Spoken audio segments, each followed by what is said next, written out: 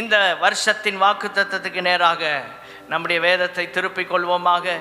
ஏசாயா தீர்க்கதரிசியின் புஸ்தகம் 4ஆம் அதிகாரம் 5ஆம் வசனத்தின் கடைசி பகுதி. கர்த்தர் நமக்கு கொடுத்த வாக்குத்தத்தத்தை திரும்ப சொல்ல சொல்ல சொல்ல கர்த்தர் அப்படியே நம்முடைய வாழ்க்கையில் நிறைவேற்றுவார். ஆமென். சேர்ந்து வாசிப்போம். மகிமையானவைகளின் மேலெல்லாம் காவல் உண்டாயிருக்கும். மகிமையானவைகளின் மேலெல்லாம். கடந்த ஆராதனையில் கடந்த வாரத்தில் ஸ்தோத்திரம் தேவனுடைய மகிமையை குறித்தும் ஆண்டவர் யாரையெல்லாம் அவருடைய காவலுக்குட்படுத்தி பாதுகாக்கிறார், ஸ்தோத்திரம், அந்த மகிமையானது எதன் மேலெல்லாம் இருக்கிறது, எதையெல்லாம் கர்த்தர் பாதுகாக்கிறார் என்று 3 குறிப்புகளை கடந்த வாரத்திலே தியானிக்க கர்த்தர் நமக்கு உதவி செய்தார். தேவனுடைய மகிமை இறங்கும் போது எப்படிப்பட்ட காரியங்கள் நடக்கும் என்பதையும் சில குறிப்புகளை நாம் தியானிக்க உதவி செய்தார். இந்த வாரத்தில் கர்த்தர் நமக்கு கொடுக்கிற ஸ்தோத்திரம் செய்தியின் தலைப்பு மகிமையை காண்போம். எல்லாரும் சொல்லுவோம், மகிமையை காண்போம். இந்த 2025ஆம் வருடம் மகிமையை பார்க்கும் வருடம், மகிமை விளங்கும் வருடமாக இருக்க போகிறது. கர்த்தருக்கு ஸ்தோத்திரம் உண்டாவதாக. தனிப்பட்ட வாழ்க்கையிலே மகிமை விளங்க வேண்டும். குடும்ப வாழ்க்கையிலே மகிமை விளங்க போகிறது. சபை ஊழியங்களிலே மகிமை விளங்க போகிறது. கர்த்தர் பலத்த கிரியைகளை செய்ய போகிறார். எத்தனை பேர் விசுவாசிக்கிறீங்க? ஆமென், ஸ்தோத்திரம். ஏசாயா 40ஆம் அதிகாரம் 5ஆம் வசனத்தில் கர்த்தரின் மகிமை வெளியரங்கமாகும், மாம்சமான யாவும் அதை ஏகமாய் காணும் என்று கர்த்தருடைய ஸ்தோத்திரம் வசனம் நமக்கு சொல்லுகிறது.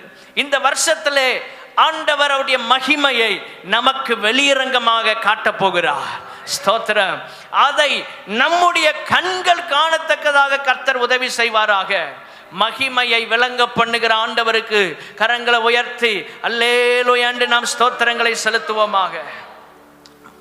தேவனுடைய பிள்ளைகளே, மனுஷர்கள் அதான் மாம்சமான யாவும் அனுபவிக்கிறவர்களாகிய நாம் மாத்திரமல்ல, பார்க்கிற ஒரு கூட்டமும் இது கர்த்தர் செய்த செயல், இது அவருடைய மகிமையான செயல் என்பதை பார்க்கும் வண்ணமாக கர்த்தர் கிரியை செய்ய போகிறார்.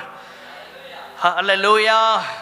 111ஆம் சங்கீதம் 3ஆம் வசனத்தை நாம் வாசிக்கும் போது, ஸ்தோத்திரம், சங்கீதம் 111:3, அவருடைய செயல் மகிமையும் மகத்துவமும் உள்ளது. கர்த்தர் இந்த வருஷத்தில் செய்ய போகிற கிரியைகள் மகிமையானது, மகத்துவமானது. அல்லேலூயா. உங்க வாழ்க்கையில் கர்த்தர் கிரியை செய்வது எப்படி இருக்கும் என்றால் மகிமையானதாக இருக்க போகிறது. ஆண்டவருடைய செயல் மகிமை உள்ளது. நாம் ரட்சிக்கப்பட்டது ஒரு மகிமையான செயல். நம்ம இயேசு பாவத்திலிருந்து விடுதலையாக்கி இருக்கிறார். இது மிக விலையேறப்பெற்ற மகிமையான செயல். நம்மை அபிஷேகித்திருக்கிறார், மகிமையான செயல். ஊழியம் செய்ய வைத்திருக்கிறார், மகிமையான செயல். 2 கொரிந்தியர் 3ஆம் அதிகாரம் 8வது வசனத்தை ஸ்தோத்திரம் நாம் வாசிக்கும் போது, 2 கொரிந்தியர் 3ஆம் அதிகாரம் 8ஆம் வசனத்தில் வாசிக்கிறோம், ஒளிந்து போகிற மகிமையுடைய அந்த ஊழியம் அப்படிப்பட்ட மகிமையுள்ளதா இருந்தால் ஆவிக்குரிய ஊழியம் எவ்வளவு அதிக மகிமையுள்ளதா இருக்கும். புதிய ஏற்பாட்டு ஊழியம் மகிமை நிறைந்த ஊழியம். கைகளை உயர்த்தி அல்லேலூயா சொல்லுவோம். 11வது வசனம் 2 கொரிந்தியர் 3:11, அன்றியும் ஒளிந்து போவதே மகிமையுள்ளதா இருந்ததானால் நிலைத்திருப்பது அதிக மகிமையுள்ளதா இருக்குமே. நீங்கள் இந்த அதிகாரத்தை மேலிருந்து வாசிக்கும் போது, ஸ்தோத்திரம், மோசையின் நாட்கள்ல ஆண்டவருடைய மகிமை வெளிப்பட்டது. அது நியாயப்பிரமாணத்தின் காலம். அன்றே அவ்வளவு மகிமை இருக்கும் என்றால் புதிய ஏற்பாட்டு காலத்தில் ஆவியானவர் நம் நடுவில் இருக்கிறாரு, நமக்குள் கிறிஸ்து வாசம் பண்ணுகிறாரு. இந்த நாட்களில் நாம் செய்கிற ஊழியம் மிக மகிமையுள்ளதாக கர்த்தர் மாற்ற விரும்புகிறார். 2 கொரிந்தியர் 3:10 வாசித்து பாருங்கள். இப்படியாக மகிமைப்பட்டிருந்த அந்த ஊழியம் இந்த ஊழியத்திற்கு உண்டாயிருக்கிற சிறந்த மகிமைக்கு முன்பாக மகிமைப்பட்டது அல்ல. ஆமென். ஆவியானவர் நமக்குள் வாசம் செய்து கொண்டிருக்கிறார். இந்த நாட்களில் கர்த்தர் செய்ய போகிற காரியம் பழைய ஏற்பாட்டில் நடந்த காரியத்தை காட்டிலும் கர்த்தர் இந்த கடைசி நாட்களில் மகிமையை இன்னும் அதிகமாய் வெளிப்படுத்த அவர் சித்தமுள்ளவராய் இருக்கிறார். வலது கரத்தை உயர்த்தி கேளுங்க. ஆண்டவரே, என்னுடைய வாழ்க்கையில் உம்முடைய மகிமை விளங்குவதாக ராஜா. இந்த வருஷத்தில் உம்முடைய மகிமை விளங்குவதாக. அப்போஸ்தலர் நடபடிகள் 7வது அதிகாரம் 2ஆம் வசனத்திற்கு வரும்போது ஆண்டவரை குறித்து விதமாய் சொல்லப்பட்டிருக்கிறது. கடைசி பகுதியை வாசிப்போம். மகிமையின் தேவன் அவனுக்கு தரிசனமானார். ஆபிரகாமுக்கு இந்த தேவன் எப்படிப்பட்டவர்? மகிமையின் தேவன். ஆபிரகாமுக்கு அழைப்பை கொடுக்கிறார். அழைப்பு ஒரு மகிமையான செயல், ஆண்டவருடைய மகிமையான செயல். அது நம்முடைய வாழ்க்கையில் நிறைவேறுகிறது. தேவனுக்காக ஊழியம் செய்வதற்கு ஆண்டவர் அழைக்கிறார் நம்மை. அது ஒரு மகிமையான செயல். ஏனென்றால் அழைக்கிறவர் மகிமையின் தேவன். ஆமென். மகிமையின் தேவன் செய்வதெல்லாம் மகிமையுள்ளதாகவே இருக்கும். உங்க வாழ்க்கையில் அவருடைய மகிமையை நீங்கள் காண போகிறீர்கள். இந்த வருஷத்துல நம்முடைய ஊழியத்தில், சபையில், தனிப்பட்ட வாழ்க்கையிலும் குடும்பத்திலும் மகிமையை பார்க்கிற வருடமாக கர்த்தர் நமக்கு மாற்றி தருவாராக. மகிமையை அனுபவிக்கும் வருடமாக கர்த்தர் நமக்கு அதை மாற்றி தர வல்லமையுள்ளவர். கைகளை உயர்த்தி அல்லேலூயா சொல்லுவோம்.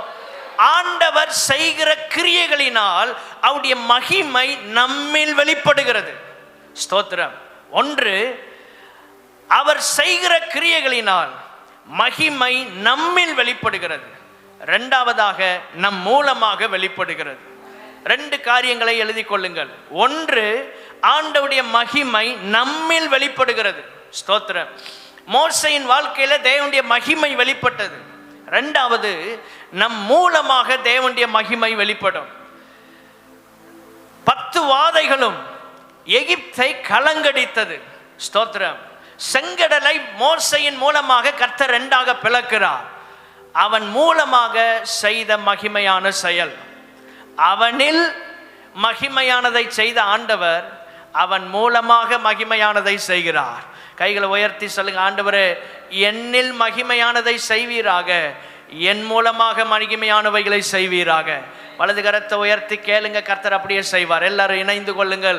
ஆண்டவரே, என்னில் மகிமையானவைகளை செய்வீராக, என் மூலமாக மகிமையானவைகளை செய்வீராக. கைகளை உயர்த்தி ஒரு அல்லேலூயா சொல்லுவோம். என் மூலமாக மகிமையானவைகளை செய்யும் ஆண்டவரே. அதுதான் நம்முடைய ஜெபமாக இருக்க வேண்டும். இயேசு கிறிஸ்து எங்கெல்லாம் போனாரோ அங்கெல்லாம் மகிமை வெளிப்பட்டது. அவர் எந்தெந்த காரியத்தை செய்தாரோ எல்லா இடத்திலும் ஆண்டவருடைய மகிமை வெளிப்பட்டது. ஸ்தோத்திரம்.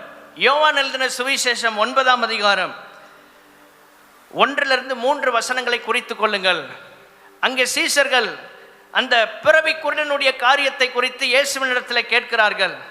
ஆண்டவரே, இவன் இப்படி பிறந்தது இவன் செய்த பாவமா, இவன் பெற்றோர் செய்த பாவமா, ஏன் இவனுக்கு இப்படி நடந்தது? இயேசு சொல்கிறார், இவன் செய்த பாவம் அல்ல, இவனை பெற்றவர்கள் செய்த பாவமும் கிடையாது. தேவனுடைய கிரியைகள், அதாவது தேவனுடைய மகிமை இவனிடத்தில் வெளிப்படும் பொருட்டு இப்படி பிறந்தான். அவருடைய கிரியைகள் நம்மில் வெளிப்படுவது. ஸ்தோத்திரம். அதுதான் ஆண்டவருடைய விருப்பம். எத்தனை பேர் இடம் கொடுக்க விரும்புறீங்க? ஆண்டவரே, உம்முடைய கிரியைகள் என்னில் நிறைவேறுவதற்கு, நடப்பதற்கு என்னை ஒப்பு கொடுக்கிறோம் ஆண்டவரே. ஹல்லேலூயா.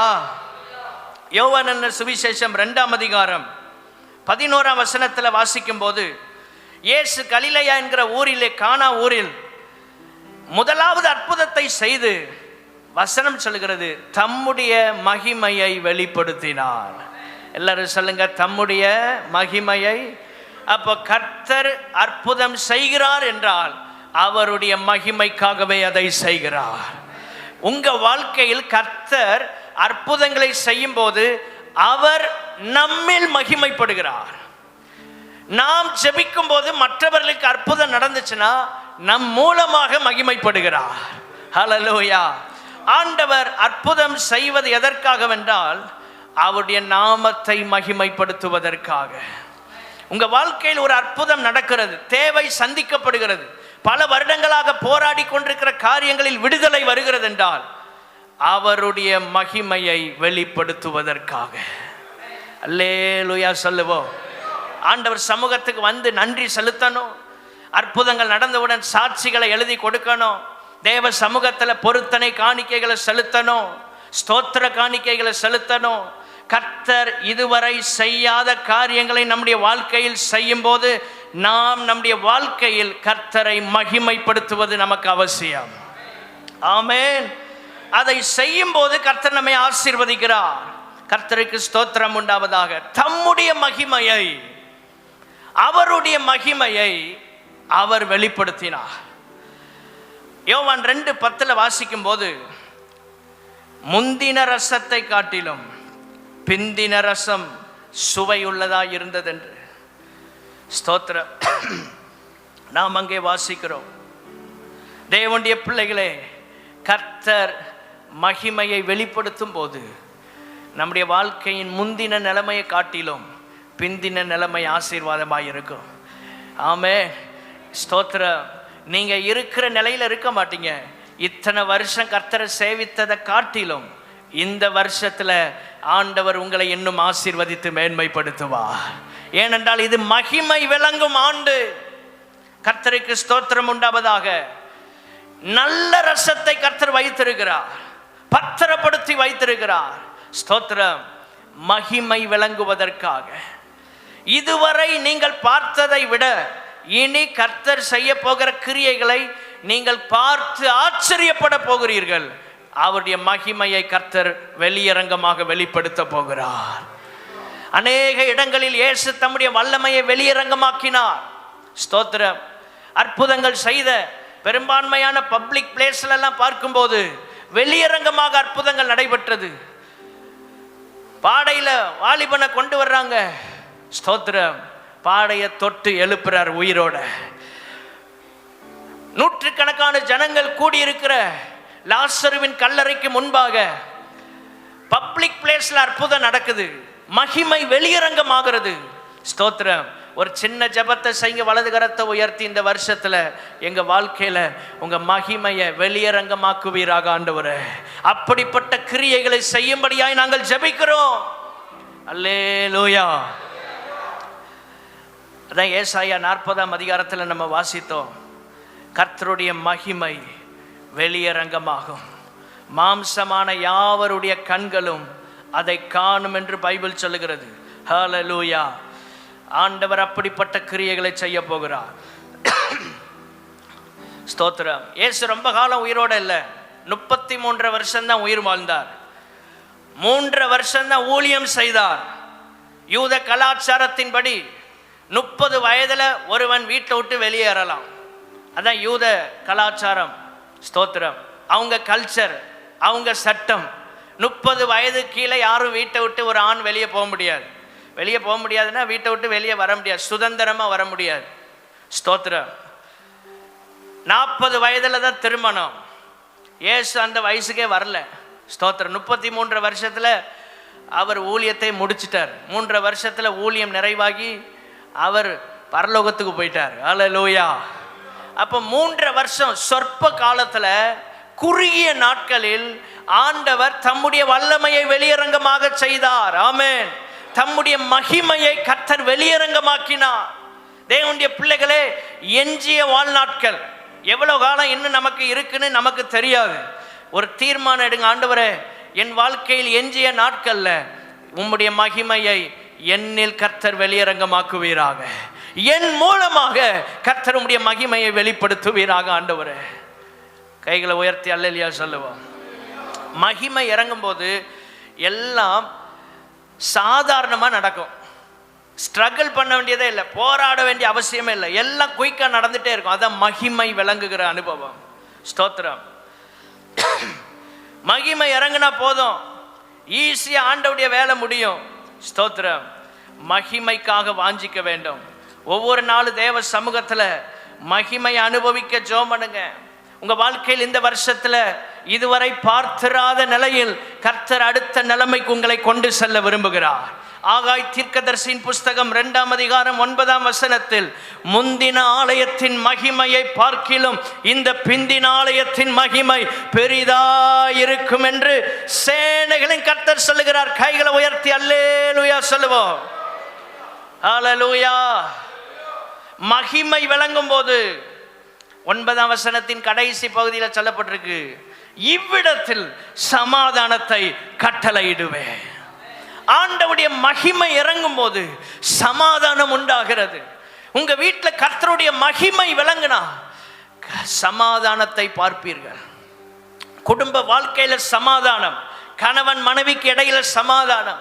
ஸ்தோத்திரம். இதெல்லாம் எப்போ வரும்னா மகிமை இறங்க வேண்டும். கைகளை உயர்த்தி அல்லேலூயா சொல்லுங்க. நீங்க பேசி சாதிக்க முடியாது, நீங்க பேசி ஜெயிக்க முடியாது. மகிமை இறங்கினா கர்த்தர் எல்லாத்தையும் சமாதானமாக நடத்தி தருவார். நாம் செய்ய முடியாததை பரலோகம் நமக்காக செய்யும். நீங்கள் செய்ய முடியாததை பரலோகம் உங்களுக்காக செய்யும். நீங்கள் சாதிக்க முடியாததை ஆவியானவருடைய பலன் உங்களுக்காக செய்து முடிக்கும். அதனாலதான் சகரியாவில் நம்ம வாசிக்கிறோம் 4ஆம் அதிகாரத்திலே. ஸ்தோத்திரம். சகரியா 4ஆம் அதிகாரம் 5-6 வசனங்கள்ல அங்கே சொல்லப்பட்டிருக்கிறது, பலத்தினாலும் அல்ல பராக்கிரமத்தினாலும் அல்ல. 6வது வசனம், என்னுடைய ஆவியினாலே ஆகும். கைகளை உயர்த்தி அல்லேலூயா சொல்லுங்க. அவருடைய ஆவியானவர் நமக்குள்ள வரும்போது எல்லாம் குயிக்கா ஈஸியா சுலபமா நடக்கும். ஸ்தோத்திரம். போராட வேண்டிய அவசியம் இல்லை, ஆவியானவர் செய்வார். இந்த வருஷத்துல மகிமையின் ஆண்டு அப்படின்னா என்ன அர்த்தம்? ஆவியானவர் எனக்காக கிரியை செய்கிற வருடம். ஆமென். ஸ்தோத்திரம். நம்முடைய பணத்தை கொடுத்து மகிமையை வாங்க முடியாது. ஸ்தோத்திரம். தேவனுடைய பிள்ளைகளை நம்முடைய சாமர்த்தியத்தில் இதை பெற முடியாது. ஆண்டவர் நமக்கு அதை கொடுக்கிறார். ஆமென். ஸ்தோத்திரம். ஆபிரகாமை அழைத்த ஆண்டவர் மகிமையின் தேவனாக அவனுக்கு காட்சி அளித்தார். மகிமையின் தேவனாக அவனுக்கு காட்சி அளித்தார். ஸ்தோத்திரம். ஆண்டவர் நம்மை அழைக்கும் போது அவருடைய மகிமையை நம்மில் வெளிப்படுத்துகிறார். மோசேயை அழைத்த ஆண்டவர் ஆண்டவருடைய மகிமையை காண அவன் வாஞ்சிக்கிறான். ஸ்தோத்திரம். யாத்திராகமம் 3ஆம் அதிகாரம்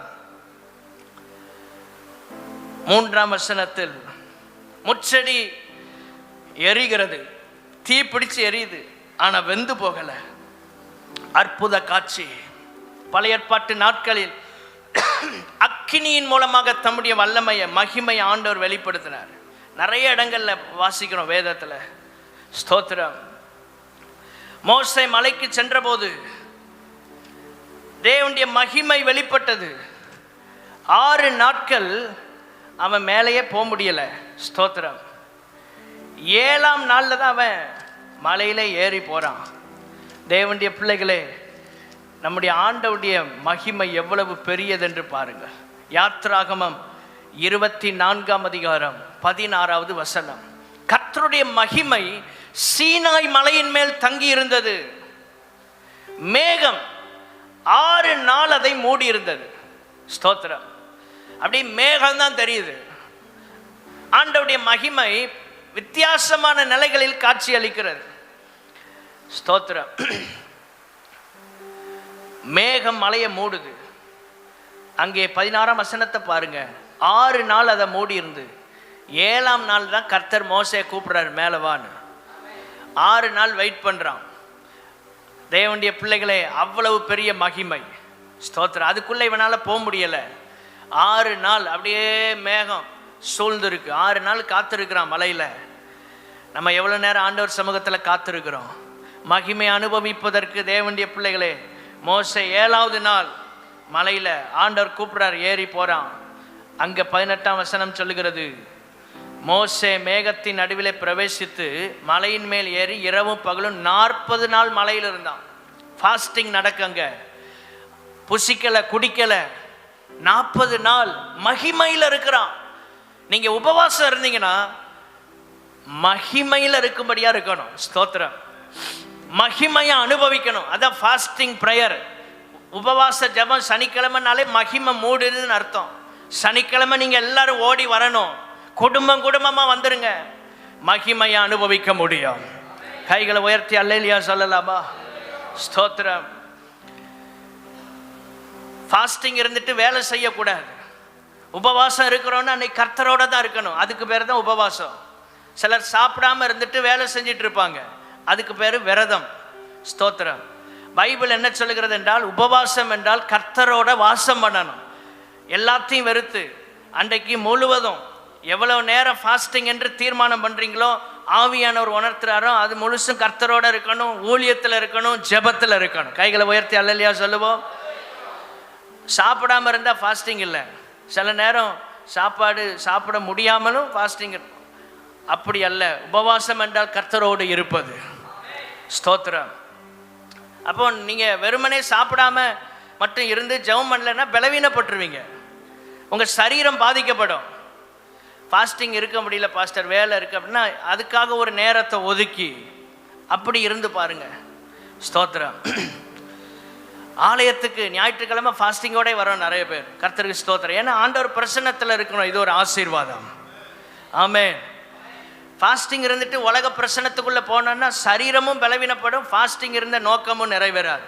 கர்த்தருக்கு ஸ்தோத்திரம். 17ஆம் வசனத்தை பாருங்க. யாத்திராம 24:17. மலையின் கொடுமுடியிலே கர்த்தருடைய மகிமையின் காட்சி இஸ்ரவேல் புத்திரருடைய கண்களுக்கு எப்படி இருந்துச்சு? அவருடைய மகிமை பட்சிக்கிற அக்கினியை போல் இருந்தது. அப்ப அக்கினிய மாதிரி இருக்கு மகிமை. ஸ்தோத்திரம். அவங்க பார்க்கும்போது ஒரு அக்கினி எரியுது, பட்சித்து எரிகிறது. மகிமைய பல நிலைகளில் இஸ்ரவேல் ஜனங்கள் காண்பதற்கு, அனுபவிப்பதற்கு கர்த்தர் கிருபை தந்தார். ஆமென். ஸ்தோத்திரம். இன்றைக்கு நம்முடைய வாழ்க்கையில ஒரு கொழுந்து விட்டு எரிகிற அபிஷேகம், ஒரு அக்கினி பற்றி பிடிக்க வேண்டும். ஸ்தோத்திரம். மகிமையை காண வேண்டும். ஆண்டவர் அதான் நம்மிடத்தில் எதிர்பார்க்கிறார். 3 குறிப்புகளை சொல்லி முடிக்கிறேன். சங்கீதம் 27ஆம் அதிகாரம், சங்கீதம் 27ஆம் சங்கீதம் 4வது வசனம். 27ஆம் சங்கீதம் 4வது வசனம். ஸ்தோத்திரம். சேர்ந்து வாசிப்போம். 27:4. கர்த்தரிடத்தில் ஒன்றை நான் கேட்டேன், அதையே நாடுவேன், கர்த்தருடைய மகிமையை பார்க்கும்படியாகவும். எல்லாரும் சொல்லுங்க, கர்த்தருடைய மகிமையை. ஒன்னே ஒண்ணுதான் என்னுடைய ஏக்கம். தேவனுடைய பிள்ளைகளே, மகிமையை காண்பதற்கு 3 காரியங்களை நாம் செய்ய வேண்டும். நிறைய குறிப்புகள் எடுக்கலாம், 3 குறிப்பை மட்டும் சொல்லி முடிக்கிறேன். ஸ்தோத்திரம். தேவனுடைய பிள்ளைகளே, மகிமையை பார்க்கணும். இதான் நம்முடைய வாழ்க்கையில இருக்க வேண்டிய ஒரு ஏக்கம், ஒரு தாகம், ஒரு லெக்கு, ஒரு கோல். என்னன்னா, மகிமையை நான் பார்க்க வேண்டும். ஏன்னா பரலோகம் மகிமையான இடம். அங்க போறோம் அப்படின்னாலே என்ன அர்த்தம்? மகிமையை பார்க்க விரும்புகிறோன்னு அர்த்தம். பரலோகம் அவருடைய மகிமையினால் நிறைந்திருக்கிறது. பூமியே அவரை அறிகிற அறிவினால் நிறைந்திருக்குன்னு சொல்லப்பட்டிருக்கு. தேவனுடைய பிள்ளைகளே, பரலோகம்லாம் மகிமையா இருக்கு. ஸ்தோத்திரம். தங்கத்தால பொற்தள வீதிகள், கீழே தங்கத்துக்கு மேல நடக்கிறோம். அப்போ இந்த உலகத்தில் உள்ள தங்கம் கிடையாது. யோவான் பார்க்கும்போது, ஸ்தோத்திரம், அங்க பார்க்கிறதுக்கு இங்க ஏற்ற வார்த்தை எதுவா இருக்கும் அதைத்தான் அவர் எழுதினார். எழுதப்பட்டபடி தான் இருக்கும்னு நினைச்சிடாதீங்க. அதை விட பல 1000 மடங்கு பரலோகம் ஆசீர்வாதமாக, மேன்மையாக, ஆச்சரியப்படுத்தக்கூடியதாக இருக்க போகிறது. ஆமென். ஏன்னா அங்க எதை போட்டு என்ன பண்ணாங்கன்னே தெரியாது. ஸ்தோத்திரம். வார்த்தைகளால் விவரிக்க முடியாது. அவருக்கு பார்த்ததை இங்க உள்ள வேர்ட்ஸ்ல எழுதுறார். இங்க அது தங்கம், அப்போ இங்க உள்ள தங்கம் தான் அங்க இருக்கும்னு நினைச்சிடாதீங்க. இதை விட பல 1000 மடங்கு மேன்மை உள்ளதை கர்த்தர் பரலோகத்தில் வைத்திருக்கிறார். ஒரு அல்லேலூயா சொல்லலாமா? தேவனுடைய பிள்ளைகளே, நம்முடைய ஆண்டவர் மகிமையானவைகளை செய்கிறவர். முதல் குறிப்பு, மகிமையானதை, ஸ்தோத்திரம், மகிமையை காண வேண்டும் என்றால் 27ஆம் சங்கீதம் 4ஆம் வசனத்தின் கடைசி பகுதி சொல்லுகிறது, நான் என் ஜீவனுள்ள நாளெல்லாம் கர்த்தருடைய ஆலயத்தில் தங்கி இருப்பதையே நாடுவேன். முதல் குறிப்பு, கர்த்தருடைய ஆலயத்தில் தங்கி இருப்பது அல்லது கர்த்தருடைய ஆலயத்தில் தங்கி இருக்கிற அனுபவம். ஸ்தோத்திரம். அதாவது அவருடைய பிரசன்னத்தில் தங்கி இருக்கிற அனுபவம்.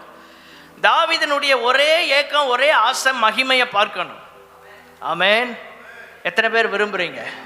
இந்த மகிமையை அனுபவிச்சிட்டிங்கன்னா நீங்கள் ஒரு நாளும் கர்த்தரை விட்டு விலக மாட்டீங்க. கர்த்தர் நல்லவர் என்பதை ருசித்து பாருங்கள். அவர் மேல் நம்பிக்கையா இருக்கிற மனுஷன் பாக்கியவான். ஸ்தோத்திரம். மகிமையை பார்க்கணும், மகிமையை அனுபவிக்கணும். அதற்கு முதல் காரியம் கர்த்தருடைய ஆலயத்தில் தங்கியிருப்பது. அப்படின்னா வீட்டுக்கு போகாமல் இங்கே இருக்கிற அனுபவம் இல்லை, ஆலயத்தோட ஐக்கியமாக இருப்பது, சபையோடு இணைந்திருப்பது. எல்லாரும் சொல்லுங்க, சபையோடு இணைந்திருப்பது. உங்கள் குடும்ப சர்ச்சோட இணைந்திருக்கணும். ஸ்தோத்திரம். அது எதுவரை சொல்லப்பட்டிருக்கு பாருங்க, ரொம்ப ஆச்சரியமாக இருக்கு. ஆலயத்தில் தங்கியிருப்பதே நாடுவேன்னு சொல்றதுக்கு முன்னால என் ஜீவனுள்ள நாளெல்லாம்னு ஒரு வார்த்தை எழுதப்பட்டிருக்கு. ரொம்ப ஆச்சரியமாக இருக்கு. தாவீது அழகாக எழுதுறாரு, ஒரு நாள் 2 நாள் இல்லை, 1 வருஷம் 2 வருஷம் இல்லை, என் உயிர் உள்ள வரைக்கும் ஆலயத்தில் நான் தங்கியிருப்பேன். வலது கை உயர்த்தி சொல்லுங்க, ஆண்டவரே என் உயிர் இருக்கிற வரைக்கும் இந்த சபையோடு இணைந்திருக்க கிருபை தாங்க ஆண்டவரே. உம்மோடு இணைந்திருக்க கிருபை தாரோ. கைகளை உயர்த்தி சொல்லுங்க, உங்க பிரசன்னத்தில் இணைந்திருக்க கிருபை தாரோ. லைஃப் லாங்க அதை கொண்டு போகணும். சபையோடு நல்ல உறவு உங்க வாழ்க்கையில இருந்தா எல்லா ஆசீர்வாதங்களும் வந்துட்டே இருக்கும். ஸ்தோத்திரம். ஏன்னா சபையின் தலைவர் இயேசு கிறிஸ்து. சபையின் எல்லா காரியங்களிலும் நீங்களும் உங்க குடும்பமும் இணைந்து இருக்கணும். கைகளை உயர்த்தி ஒரு அல்லேலூயா சொல்லுங்க. ஸ்தோத்திரம். பிலிப்பியருக்கு எழுதின நிருபம் ஆலயத்தில் தங்கி இருக்கிற அனுபவத்துக்கு இதெல்லாம் நான் சொல்லிட்டு இருக்கிறேன். ஸ்தோத்திரம். பிலிப்பியர் 4ஆம் அதிகாரம் 3வது வசனம். ரொம்ப அருமையான ஒரு வசனம் எழுதப்பட்டிருக்கிறது. பிலிப்பியர் 4ஆம் அதிகாரம் 3ஆம் வசனம். எல்லாரும் சேர்ந்து வாசிப்போம். அன்றியும், எடுத்துட்டீங்களா? எல்லாரும் சேர்ந்து கொள்ளுங்கள். அன்றியும் என் உத்தம கூட்டாளியே, அவர்களுக்கு உதவியாய் இருக்கும்படி உன்னையும் வேண்டிக் கொள்கிறேன். அவர்கள் கிளமந்தோடும் மற்ற என் உடன் வேலையாட்களோடும் கூட சுவிசேஷ விஷயத்தில் என்னோடே கூட மிகவும் பிரயாசப்பட்டார்கள். அவர்களுடைய நாமங்கள் ஜீவ புஸ்தகத்தில் இருக்கிறது. கைகளை உயர்த்தி அல்லேலூயா சொல்லுங்க. சபையோட இணைந்து இருந்தீங்கன்னா தேவனுடைய பிள்ளைகளே, ஸ்தோத்திரம். என்ன அனுபவம்னா கூட்டாளியா இருக்கிறது. கூட்டாளி அப்படிங்கிற வார்த்தை நம்ம கேள்விப்பட்டிருக்கிறோம், ஆனால் அதிகமாக நம்ம பயன்படுத்துறது இல்லை. ஸ்தோத்திரம். கூட்டாளினா என்னன்னா இணைந்திருப்பது. ஸ்தோத்திரம். ஆங்கிலத்தில் ட்ரூ கம்பேனியன் என்று சொல்லப்பட்டிருக்கிறது. தேவனுடைய பிள்ளைகளே, சபையின் தரிசனத்தோடு நீங்கள் இணைந்திருக்கணும். சபையின் திட்டங்களோடு உங்கள் குடும்பம் இணைந்திருக்கணும். சபையின் ஊழியங்களோடு நீங்கள் இணைந்திருக்கணும். சபையின் ஜெபங்களோடு இணைந்திருக்கணும். சபையில் உள்ள ஒவ்வொரு காரியத்திலும் உங்கள் பங்களிப்பு இருக்கணும். கைகளை உயர்த்தி ஒரு அல்லேலூயா சொல்லுங்க. அதுதான் உத்தம கூட்டாளி. ட்ரூ கம்பேனியன் அப்படின்னா என்ன அர்த்தம்? சபையின் சகல காரியங்களிலும் நானும் என் குடும்பமும் இணைந்திருப்பது. எல்லாரும் சொல்லுங்க, நானும் என் குடும்பமும். ஸ்தோத்திரம். முடிந்த அளவு இடை நாட்கள் கூட்டத்துக்கும் வர்றதுக்கு முயற்சி எடுங்க. ஒரு வாரம் சனிக்கிழமை ஃபாஸ்டிங் பிரேக் வந்து பாருங்க, தொடர்ந்து வந்துருவீங்க. ஸ்தோத்திரம். ஒவ்வொரு கூட்டங்களிலும் அப்படி நீங்க முயற்சி எடுங்க. சபையில கொடுக்கிற காரியம், ஒவ்வொரு காரியங்களை அறிவிக்கிறோம், உங்களுடைய பங்களிப்பு அதில் இருக்கணும். அதான் கூட்டாளி. எதுவானாலும் என்னுடைய ஈடுபாடு இந்த சபையில் இருக்க வேண்டும். கைகளை உயர்த்தி அல்லேலூயா சொல்லுங்க. ஸ்தோத்திரம். எல்லா காரியங்களிலும் நான் உத்தம கூட்டாளியா இருக்கணும். True companion. வெறும் கூட்டாளி அல்ல, உண்மையான நபரா இருக்கணும். ஸ்தோத்திரம். அது ஆண்டவருக்கு பிரியம். ஒரு அல்லேலூயா சொல்லுங்க. சத்ருவின் தந்திரம் என்னன்னா நமக்கும் சபைக்கும் சம்பந்தம் இல்லாம ஆக்கிடுவான். சர்ச்சில் கூட்டம் நடக்கு, அப்படியா அது யாரா போவாங்க. ஸ்தோத்திரம். சம்பந்தம் இல்லாமல் ஆக்கிடுவான். நீங்கள் சர்ச்சோட கொஞ்சம் அட்டாச்மெண்ட் இல்லைன்னா உங்களை சத்ரு ஈஸியாக வஞ்சிக்கிறதுக்கு எதுவாக இருக்கும். தேவனுடைய பிள்ளைகளே, இன்னைக்கு அத்தனை பேரோடும் கர்த்தர் பேசுகிறார், நாம் தேவ சபையோடு இணைந்திருக்க வேண்டும். கைகளை உயர்த்தி அல்லேலூயா சொல்லுங்க. சபையோட இணைந்திருந்தா தேவனுடைய பிள்ளைகளை இங்க கொடுக்கப்பட்ட ஆசீர்வாதங்களை பாருங்க. அவர்கள் பெயர்கள் ஜீவ புஸ்தகத்தில் எழுதப்பட்டிருக்கிறது. யார் யார் தேவனுடைய ஊழியத்தோட இணைந்திருக்கிறீங்க, இந்த சபையில வந்து போற அனுபவம் இல்லை, ஆண்டவரே சபையோடு இணைந்து இருக்கிற அனுபவத்தை எங்களுக்கு தாங்க ஆண்டவரே. ஒருவேளை வயதானவங்களா இருந்தா நீங்க வீட்டில இருந்தே ஜெபம் பண்றீங்க. நிறைய பேர் போன்ல சொல்லுவாங்க, எங்களால் வர முடியல, ஆனால் ஜெபிக்கிறோம், கர்த்தர் உங்களை எல்லாம் ஆசீர்வதிப்பாராக. ஒருவேளை ஓடி உழைத்து அந்த காலத்தை மாதிரி இன்னைக்கு நீங்க இருந்து செய்ய முடியாத நிலைமையா இருக்கலாம். ஆனா நீங்க ஜெபிக்கிறீங்க பாருங்க, அதுதான் உத்தம கூட்டாளி. ஆமென், ஸ்தோத்திரம். பொருளாதாரத்தால தாங்குறீங்க, உத்தம கூட்டாளி. இந்த சபையின் ஒவ்வொரு காரியங்களிலும் நீங்க முன்னெடுக்கிறதுக்கு உதவியா இருக்கிறீங்க, நீங்க தான் உத்தம கூட்டாளிகள். கைகளை உயர்த்தி அந்த கிருபை எங்களுக்கு தாங்க ஆண்டவரே. ஆண்டவர் உண்மை உள்ளவர். நீங்க பண்ற ஜெபத்தை எல்லாம் ஆண்டவர் கேட்கிறார். சபையோடு இணைந்திருக்கிறவர்களுக்கு ஏராளமான ஆசீர்வாதங்களை பைபிள்ல நம்ம வாசிக்கிறோம். 27ஆம் சங்கீதத்திலிருந்து சில காரியங்களை சொல்றேன். பைபிள் முழுவதும் எடுத்து அது ஒரு தனி பிரசங்கம். 27ஆம் சங்கீதம் 5வது வசனம் சொல்லுகிறது, தீங்கு நாட்கள் வரும்போது ஆண்டவர் நம்மை சபைக்குள்ள இருக்கிறவர்களை, சபையோடு இணைந்து இருக்கிறவர்களை ஆண்டவர் பாதுகாத்து கண்மலைக்கு மேல உயர்த்துகிறார். கரங்களை உயர்த்தி அல்லேலூயா. உயர்வு வருகிறது. பிரச்சனை வரும்போது உங்க கூட இருக்கிறவங்க எல்லாம் உங்களை கைவிட்டுறலாம், ஆனா கர்த்தர் உங்களை அற்புதமா பாதுகாப்பார். நீங்க ஆண்டவருடைய சபையோட இணைந்துருங்க. சபையில லெக்குகளை கொடுக்குறோம். எதுக்காகனா நீங்க வச்சு ஜெபம் பண்றதுக்கு. ஸ்தோத்திரம். அப்படியே வாங்கி எங்கேயா போட்டு போயிடக்கூடாது. நீங்க உங்க பைபிள்ல வச்சிருக்கணும் இந்த கார்டை. இதெல்லாம் உங்களுக்கு ஒரு ஆசீர்வாதமா மாறுங்க. சும்மா சொல்லல. கைகளை உயர்த்தி அல்லேலூயா சொல்லுங்க. இதெல்லாம் உங்களுக்கு ஒரு ஆசீர்வாதம். ஸ்தோத்திரம். பாதுகாப்பு உண்டாகிறது. தீங்கு நாளில் அவர் என்னை தம்முடைய கூடாரத்தில் மறைத்து, என்னை தமது கூடார மறைவிலே ஒளித்து வைத்து, முதல்ல மறைச்சு வச்சாருன்னு சொல்லப்பட்டு, ரெண்டா ஒளிச்சு வைக்கிறார், யாரும் பார்க்காம. ஸ்தோத்திரம். மறைத்து இருக்கிறது ஒரு அனுபவம், ஆனா ஒளிச்சு வைக்கிறது யாருக்குமே தெரியாது. எதிரி கண்ணில் படாம, பிசாசு கண்களில் படாம, உங்களை உங்க குடும்பத்தை ஆண்டவர் மறைச்சு வச்சு, வியாதி வரும்போது வியாதி கண்களில் படாம மறைத்து வைத்து கண்மலைக்கு மேல உங்களை உயர்த்துவா. உயிரோட ஒரு அல்லேலூயா சொல்லுங்க. ஸ்தோத்திரம். எத்தனை பேர் இணைந்து இருக்கிறீங்க பிரசங்கத்தோட? ஹல்லேலூயா. ஸ்தோத்திரம். தேவனுடைய ஆலயத்தோடு இணைந்திருக்கிற அனுபவம். பிரச்சனைகள் வரும் நாட்களில் ஆண்டவர் உங்களை பாதுகாத்து கண்மலைக்கு மேல உயர்த்த போகிறார். அல்லேலூயா. 6ஆம் வசனத்துக்கு வரும்போது அங்கே சொல்லப்பட்டிருக்கிறது, தலை என்னை சுற்றிலும் இருக்கிற சத்துருக்களுக்கு மேலாக உயர்த்தப்படும். அதனால நான் கூடாரத்தில் ஆலயத்தில் வந்து ஆனந்த பலியிட்டு கர்த்தரை பாடி அவரை கீர்த்தனை பண்ணுவேன்.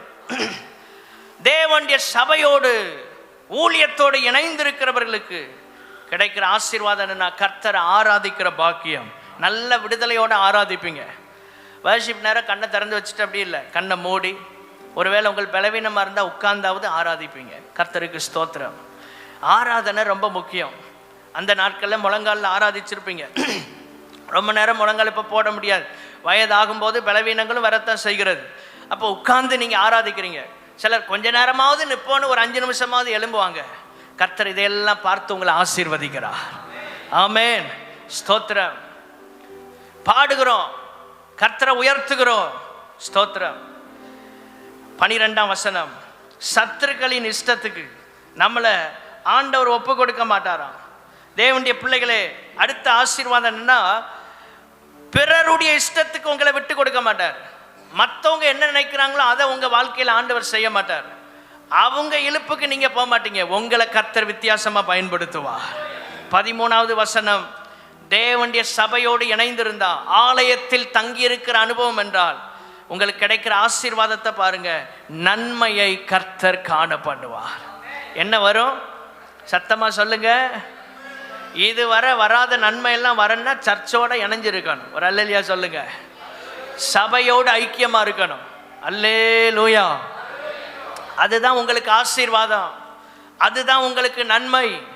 உங்களுக்கு நன்மை வரணும்னா கர்த்தருடைய காரியத்தில் உண்மையா இருக்கணும்.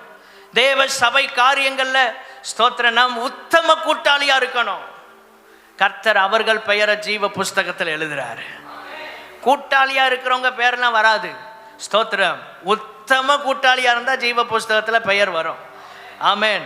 ஸ்தோத்திரம். வலது கரத்தை உயர்த்தி சொல்லுங்க, ஆண்டவரே, சபை காரியங்கள்ல உத்தம கூட்டாளியா நானும் என் குடும்பமும் நிற்க கர்த்தர் கிருபை தருவீராக. கைகளை உயர்த்தி அல்லேலூயா. ஆண்டவர் அந்த உத்தம குணத்தை நம்மிடத்தில் எதிர்பார்க்கிறார். இரண்டாவதாக சகரியாவு புஸ்தகம், சகரியா தீர்க்கதரிசன புஸ்தகம் 2ஆம் அதிகாரம் 7, 8 ஆகிய 2 வசனங்கள். சகரியா தீர்க்கதரிசியின் புஸ்தகம் 2ஆம் அதிகாரம் 7, 8 வசனங்கள். பாபிலோன் குமாரத்தின் இடத்தில் குடியிருக்கிற சியோனே, உன்னை விடுவித்துக்கொள், பிற்பாடு மகிமை உண்டாகும் என்று சேனைகளின் கர்த்தர் சொல்லுகிறார். எல்லாரும் சொல்லுங்க, பிற்பாடு மகிமையை காண வேண்டும் என்றால் இரண்டாவதாக பாபிலோனின் சிறையிருப்பில் இருந்து விடுதலை பெற வேண்டும். எல்லாரும் சொல்லுங்க, பாபிலோனின் சிறையிருப்பில் இருந்து. சிலருக்கு தெரியல, சிறையிருப்புல தான் இருக்கிறோன்னு தெரியல. ஸ்தோத்திரம், சிறையிருப்புல தான் இருக்கிறோன்னு தெரியல. பாபிலோனின் சிறையிருப்புல இருந்து விடுதலை வேணும். தேவனுடைய பிள்ளைகள் 70 வருஷம் அந்த சிறையிருப்புல இருந்தாங்க. ஆராதிக்க முடியல, ஜெபிக்க முடியல. சிறையிருப்புல இருந்தா உங்களால ஆராதிக்க முடியாது, ஜெபிக்க முடியாது. ஸ்தோத்திரம். காரணம் சிறையிருப்பு. இந்த பாபிலோனின் ஆவி இன்றும் கிரியை செய்கிறது. இன்றைக்கு ஈராக் என்கிற தேசம் இருக்கிறது. அதுல பாக்தாத் என்கிற ஒரு தலைநகரத்துக்கு தெற்காக போகும்போது 120 கிலோமீட்டருக்கு அங்க அல்லஹியா அப்படிங்கிற ஒரு பிரதேசம் இருக்கிறது. அதுதான் பண்டைய காலத்தின் பாபிலோன் என்று வேத சரித்திர ஆசிரியர்கள் சொல்லுகிறார்கள். கர்த்தருக்கு ஸ்தோத்திரம் உண்டாவதாக. தேவனுடைய பிள்ளைகளே, பாபிலோனின் ஆவி இன்றும் கிரியை செய்கிறது. விடுவித்துக்கொள் என்றால் என்ன அர்த்தம்? நாம் செய்ய வேண்டிய ஒரு வேலையை அது குறிக்கிறது. கரங்களை உயர்த்தி அல்லேலூயா சொல்லுங்க. சிலர் சில காரியங்கள்ல இருந்து விடுதலை பெறாம என்ன சொல்லுவாங்கன்னா, கர்த்தர் அதை செய்யட்டும். கர்த்தர் சொல்றார், நீ உன்னை விடுவித்துக்கொள். ஆமென், ஸ்தோத்திரம். நம்மளால எழும்ப முடிந்ததிலிருந்து நம்ம எழும்பணும். முடியாத கட்டத்தில் கர்த்தர் கைப்பிடிச்சு தூக்கி விடுவார். அல்லேலூயா, ஸ்தோத்திரம். முடியாத ஒரு சூழ்நிலையில கர்த்தர் உதவி செய்வார். அப்போ விடுவித்துக்கொள் என்றால் என்ன அர்த்தம்? என்னை இந்த காரியத்திலிருந்து விடுவிக்க என்னால் முடியும். ஆமென் சொல்லுங்க. ஸ்தோத்திரம். முடியும். சில காரியங்களை நாமே செய்ய முடியும், சில காரியங்களுக்கு யாருடைய உதவியாவது தேவைப்படும். விடுவித்துக்கொள் அப்படின்னா என்ன அர்த்தம்? இந்த விஷயத்திலிருந்து வெளியே வர உன்னால முடியும்னு கர்த்தர் சொல்றாரு. ஏதோ ஒரு காரியம் உங்க வாழ்க்கையில் உங்களை அடிமைப்படுத்தி இருந்தா, இன்றைக்கு ஆண்டவர் சமூகத்தில் அவருடைய மகிமையை நீங்க பார்க்கணும்னா நீங்கள் அதிலிருந்து வெளியே வர கர்த்தர் உதவி செய்வாராக. வெளிப்படுத்தின விசேஷம் 17ஆம் அதிகாரம், ஸ்தோத்திரம், 18ஆம் அதிகாரம் எல்லாம் வாசிக்கும் போது பாபிலோனை குறித்து நம்ம வாசிக்கிறோம். தேவனுடைய பிள்ளைகளே, ஸ்தோத்திரம், பாபிலோனுக்கு நியாய தீர்ப்பு வரப்போகிறது. 17:5, 18ஆம் அதிகாரம் 1, 2, 3 வசனங்கள் எல்லாம் வாசித்து பாருங்க. ஸ்தோத்திரம், எல்லாம் குறித்து கொள்ளுங்கள். தேவனுடைய பிள்ளைகளே, அந்த பாபிலோனின் ஆவி பேய்களின் குடியிருப்பு இடம். இந்த ஸ்பிரிட் என்னன்னா, பேயை கொண்டு வந்து குடியிருக்க வச்சிரும் உங்க வீட்டுக்குள்ள. ஸ்தோத்திரம். வெளிப்படுத்தின விசேஷம் 18:2 இருக்கு. அசுத்த ஆவிகளின் காவல் வீடு, அருவருப்புள்ள சகலவித பறவைகளுடைய கூடு, இப்படிலாம் இதில் சொல்லப்பட்டிருக்கிறது. தேவனுடைய பிள்ளைகளே, மேன்மையானதெல்லாம் கீழே தள்ளிடும். ராஜாக்களை கூட கீழே தள்ளி உலகத்துக்குள்ள கொண்டு வருது. அதான் பாபிலோனின் ஆவி. அபிஷேகம் பெற்றவங்களை கீழே கொண்டு வந்துடும். அக்கினியா இருக்கிறவங்களை கீழே கொண்டு வந்துடும். வல்லமையா பிரகாசிக்கிறவங்களை கூட கீழே தள்ளும். அதுதான் பாபிலோனின் ஸ்பிரிட். ஆண்டவருக்காக வைராக்கியமா நிற்பாங்க, திடீர்னு விழுந்து போவாங்க. பாபிலோனின் ஆவி தாக்கிவிடும். அதனால தான் 4ஆம் வசனத்தில் வாசிக்கிறோம். வெளிப்படுத்தல் 18:4 கர்த்தர் சொல்றாரு, அவளை விட்டு வெளியே வாருங்கள். அப்படிதான் இந்த வசனம் முடியுது. வாதை அனுப்ப போறேன். ஸ்தோத்திரம். வாதை வரப்போகிறது பாபிலோனின். தேவனுடைய பிள்ளைகளே, நாம் இந்த கிரியைகளுக்கு உடன்படாமல், ஸ்தோத்திரம், பாபிலோனின் ஆவிக்கு விலகி இருக்க கர்த்தர் கிருபை தருவாராக. ஹல்லேலூயா. பாபேல் கோபுரம் நிம்ரோத்தால் கட்டப்பட்டது. ஆதியாகமம் 11ஆம் அதிகாரம் 4வது வசனம். பாபிலோனிய ஆவி, ஸ்தோத்திரம், அந்த இடம்தான். தேவனுடைய பிள்ளைகளே, அவன் ஆண்டவுடைய ராஜ்யத்துக்கு விரோதமாக திட்டமிடுகிறான். என்றைக்குமே நம்ம முழு பைபிளை வாசிக்கும் போது தேவராஜ்யத்தின் ஒழுங்குகள், கிங்டம் ரூல், என்று இருக்கிறது. நிறைய ஒழுங்குகளை கர்த்தர் வச்சிருக்கிறார், சட்டங்கள் இருக்கிறது. தேவராஜ்யத்தின் ஒழுங்குகளுக்கு விரோதமா சத்ரு ஒழுங்க கொண்டு வருவான். ஆண்டவர் என்ன சொன்னாரு? நீங்கள் உலகமெங்கும் போங்க. ஸ்தோத்திரம். ஆதாமு கொடுத்த ஆசீர்வாதம் அதான், நோவாவுக்கு ஆண்டவர் அதான் கொடுக்கிறாரு. ஆண்டவர் அவர்களை பூமியை நிரப்ப சொன்னார். பலுகி பெருகி பூமியை நிரப்புங்கள். ஆதியாகமம் 9:1. அதுதான் கிங்டம் ரூல், தேவராஜ்யத்தின் ஸ்தோத்திரம் விதி, சட்டம் அல்லது ஒழுங்கு, ஆண்டவுடைய திட்டம். ஆனால் சத்ரு என்ன செய்கிறான்? ஆதியாகமம் 11:4 ஆண்டவுடைய கிங்டம் ரூலை மாத்திரம். நல்லா புரிந்து கொள்ளுங்கள். உங்க வாழ்க்கையில, குடும்பத்துல ராஜ்யத்தின், தேவராஜ்யத்தின் ஒழுங்குகளை மாற்றி அமைப்பான். அதான் பாபிலோனின் ஆவி. நிம்ரோத ஆண்டவர் இறங்கி வந்து அடிக்க காரணம் என்னன்னா, தேவராஜ்யத்தின் ஒழுங்குகளை மாற்றுகிறான். ஸ்தோத்திரம். அங்கே அவன் சொல்றான், நாம் பூமியின் மீதெங்கும் சிதறி போகாதபடிக்கு. அந்த வார்த்தையை மட்டும் குறித்து கொள்ளுங்க. ஆண்டவர் சொன்னார், நீங்க பலுகி பெருகி பூமியை நிரப்புங்க, எல்லா இடமும் போங்க. நிம்ரோத்து சொல்றான், எங்கேயும் போகாதீங்க, இங்கே இருங்க. அதான் பாபிலோனின் ஆவி. கர்த்தருக்கு ஸ்தோத்திரம் உண்டாவதாக. இந்த ஆவி இந்த கடைசி நாட்களிலும் கிரியை செய்கிறது. ஆண்டவர் ஒன்ன சொன்ன நேர் மாறாதான் செய்வோம். ஸ்தோத்திரம். பொதுவாக சொல்லி பாருங்க, ஒரு மனுஷன்ட்ட இதை தான் செய்யணும் அப்படின்னா அதை செய்ய மாட்டான், எதை செய்யக்கூடாது அதை தான் செய்வான். அதான் பாபிலோனின் ஆவி. தேவனுடைய பிள்ளைகளே, இந்த ஆவியிலிருந்து நம்மை விடுவிக்க கர்த்தர் கிருபை தருவாராக. எழும்பி வாங்க. எதிலையாவது விழுந்திருந்தா எழும்பி வாங்க. பிற்பாடு மகிமை உண்டாகும் என்று கர்த்தர் சொல்லுகிறார். கைகளை உயர்த்தி அல்லேலூயா சொல்லுவோம். எழும்பி வாங்க, உங்களால முடியும். நீங்க அதிலே கடந்துகிட்ட ஆண்டவர் எனக்கு செய்யட்டும் சொல்லாதீங்க. கர்த்தர் சொல்லார், விடுவித்துக்கொள் அப்படின்னா நான் செய்ய வேண்டிய வேலையை அது குறிக்கிறது. ஆண்டவருடைய கிருபையினால், அபிஷேகத்தினால் எழும்ப கர்த்தர் நமக்கு உதவி செய்கிறார். ஆண்டவர் சுகமாக்கம்னால கேட்டார், நீ விரும்புகிறாயா? நாம் செய்ய வேண்டிய ஒரு பெரிய காரியம் என்னன்னா, நமக்குள்ள விருப்பம் வரணும். ஆண்டவரே, இந்த காரியத்திலிருந்து விடுதலை பெறுவதற்கு எனக்கு விருப்பத்தை தாரும்.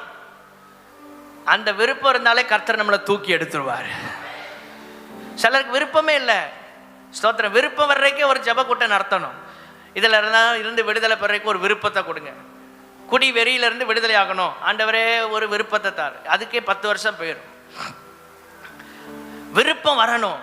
தேவனுடைய பிள்ளைகளை, பிற்பாடு மகிமையை காண கர்த்தர் கிருபை தருகிறார்.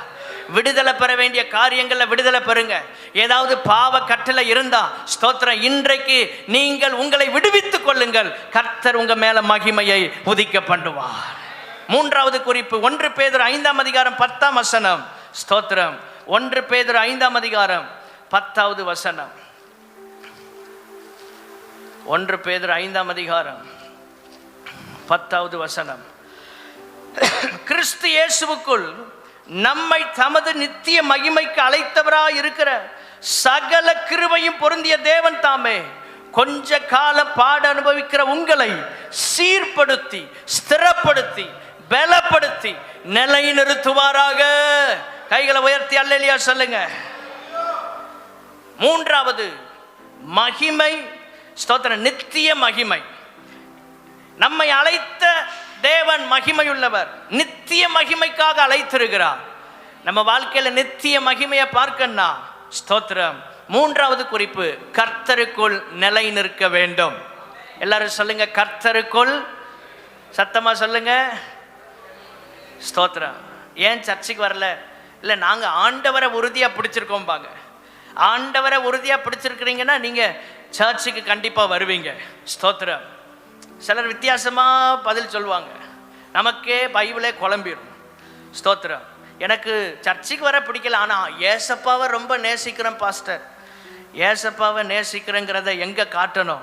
யோவான் 14:23. ஒருவன் என்னில் அன்பாக இருந்தால் அவன் என் வசனத்தை கை கொள்ளுவான். வசனம் என்ன சொல்லுது? சபை கூடுதலை சிலர் விட்டு விடுகிறது போல. எபிரேயர் 10:25. அப்போ வசனத்தை கீழ்ப்படிய மாட்டேன், ஆனால் நான் ஏசப்பாவை ஓஹோன்னு நேசிக்கிறேன்னா ஏமாத்துறோம். ஏசப்பாவை நேசிச்சா ஒழுங்கா சர்ச்சுக்கு வருவோம். ஒரு அல்லேலூயா சொல்லுங்க. ஏசப்பாவை நேசிச்சா சர்ச்சு காரியத்தில் ஈடுபடுவோம். ஏசப்பாவை நேசிச்சா எல்லா கூட்டத்துக்கும் வந்துடுவோம். ஒருவேளை உங்கள் பலவீனங்கள் முடியாத சூழ்நிலை இருக்கலாம், பரவாயில்ல, ஆனால் வரணும்னு ஒரு ஆசையாவது இருக்கும். ஸ்தோத்திரம். மற்ற எல்லாரும் எக்ஸ்கியூஸ் எடுத்துடாதீங்க. பலவீனமானவங்க வயதானவங்க கொஞ்சம் கஷ்டம், ஆனால் அவங்களே வர்றதுக்கு முயற்சி எடுக்கிறாங்க. மற்ற எல்லாரும் வரலாம். ஒரு அல்லேலூயா சொல்லுங்க. வசனத்தை கீழ்ப்படியணும். ஸ்தோத்திரம். அதுதான் ஆண்டவரை நேசிக்கிற அனுபவம். கடைசி வரை நிலை நிற்கணும். நித்திய மகிமைக்காக கர்த்தர் அழைச்சிருக்கிறார். உலக மகிமையெல்லாம் அழிஞ்சு போகுது. கொஞ்ச காலம்தான் பாடு. நம்மை அழைத்தவர் கொஞ்ச கால மகிமைக்காக அழைக்கல, நித்திய மகிமைக்காக கர்த்தர் நம்மை அழைத்திருக்கிறார். கரங்களை உயர்த்தி அல்லேலூயா சொல்லுங்க. எந்த சூழ்நிலையில எவ்வளவு பாடு வந்தாலும் கர்த்தருக்குள் நிலை நிற்க உங்களை ஒப்பு கொடுங்க. ஆமென். ஸ்தோத்திரம். சிலர் அவங்க தவறுகளினால பாடு அனுபவிப்பாங்க, அது வேற. தவறு செஞ்சனால கஷ்டத்தில் இருப்பாங்க, அது வேற. கர்த்தருக்காக நிற்கிறனால பாடு வந்தா கர்த்தர் உங்களை நித்திய மகிமையை காண பண்ணுவார். அப்போஸ்தலனாகிய பவுல் தன்னுடைய வாழ்க்கையின் இறுதி கட்டத்துல ஸ்தோத்திர பாதி உலகத்துக்கு அன்னைக்கு சுவிசேஷத்தை கொண்டு சென்ற ஒரு தேவ மனுஷன், 13 நிருபங்களை எழுதியவர். தேவனுடைய பிள்ளைகளே, அவர் இன்னைக்கு நிருபம் எழுதலைன்னா இன்னைக்கு சபையில உபதேசமே இருக்காது, சபையை நடத்தவே முடியாது. அவ்வளவு தூரம் கர்த்தர் அவரை பயன்படுத்தினார். 3ஆம் வானம் வரைக்கும் எடுத்துக்கொள்ளப்பட்ட பரிசுத்தவான், அவ்வளவு பலவீனத்தின் நடுவிலும் ஊழியம் செய்த ஒரு பரிசுத்தவான். ரோமாபுரிக்கு சென்று அங்கே ஊழியம் செய்த நாட்கள்ல ஸ்தோத்திரம், ரோமாபுரிக்கு வெளியில ரோம போர் சேவகன் கொண்டு போய் அவன் தலையை சிரச்சேதம் செய்தான். சரித்திரம் சொல்லுகிறது, அப்போஸ்தலனாகிய பவுலினுடைய தலை 3 முறை துள்ளி கீழே விழுந்தது. சாதாரணமா மறிக்கல, துடிக்க துடிக்க ஸ்தோத்திரம். கர்த்தருக்காக பாட அனுபவிப்பதற்கு தீர்மானித்த பவுல் தன் ஓட்டத்தை எப்படி முடித்தான் என்றால், 3 முறை அவனுடைய தலை மேல துள்ளி துள்ளி கீழே விழுந்து ஸ்தோத்திரம் ஜீவனை விட்ட ஒரு பரிசுத்தவான். தேவனுடைய பிள்ளைகளே, இந்த நித்திய மகிமைக்காகத்தான் அவனுடைய தலை துள்ளி 3 முறை கீழே விழுந்தது. இந்த நித்திய மகிமைக்காகத்தான் அடிக்கப்படுவதற்கு தன்னை ஒப்பு கொடுத்தான். இந்த நித்திய மகிமைக்காகத்தான் தன் வாழ்க்கையை அர்ப்பணித்தான். இந்த கடைசி நாட்கள்ல கர்த்தருடைய மகிமையை வெளியரங்கமாய் காண வேண்டும் என்றால், நித்திய மகிமையை அனுபவிக்க வேண்டும் என்றால், உலக மகிமைக்கு முடிவு கட்டுங்கள். கரங்களை உயர்த்தி ஆமென். மத்தேயு 4ஆம் அதிகாரம் 8ஆம் வசனத்தில் பிசாசு இயேசுவை பார்த்து சொல்கிறான், உலக மகிமையெல்லாம் பார்த்து உனக்கு தர. இன்னைக்கு அதான் பிரச்சனை. பிசாசு காட்டுவான் ஆண்டவருடைய ஊழியம், ஜெபம், இதை விட உன்னை பெருசா காட்டுவான். ஸ்தோத்திரம். உலக மகிமையை காட்டுறான். இயேசு அதுல மயங்கல, இயேசு மயங்கல. உலக மகிமையில மயங்கி விடாதீங்க, அதெல்லாம் அழிந்து போகக்கூடிய மகிமையா இருக்கிறது.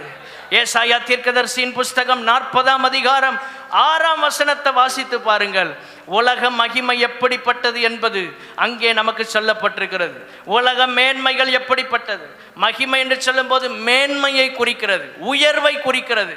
40ஆம் அதிகாரம் 6ஆம் வசனத்துல பின்னும் கூப்பிட்டு சொல்லுகிற ஒரு சத்தம் உண்டாயிற்று.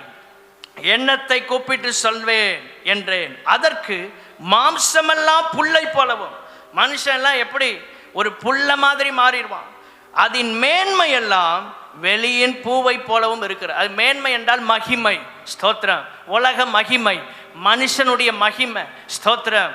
எல்லாம் ஒரு பூவை மாதிரி தான், காலையில மலர்ந்து மாலையில மறையும், அவ்வளவுதான்.